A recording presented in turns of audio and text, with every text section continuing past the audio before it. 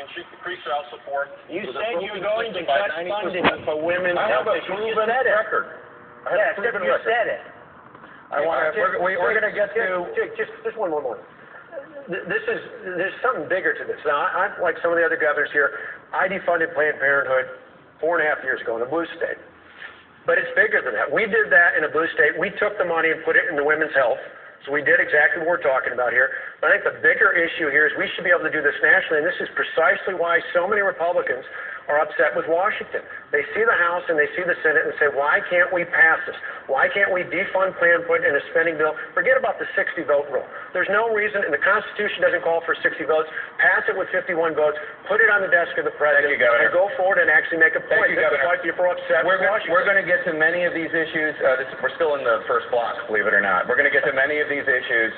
But before we end this block, Ms. Fiorina, I do want to ask you about this. In an interview last week in Rolling Stone magazine, Donald Trump said the following about you, quote, "Look at that face. Would anyone vote for that?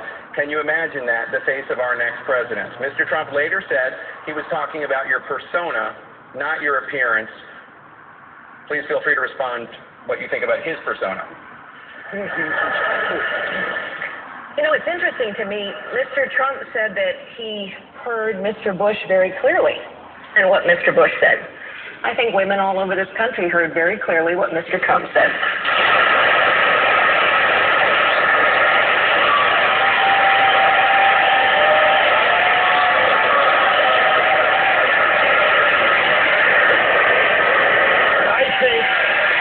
She's got a beautiful face, and I think she's a beautiful woman. All right, on that note, in less than 2 minutes, we're going to take a very quick break. In less than 2 minutes, the most contentious issue on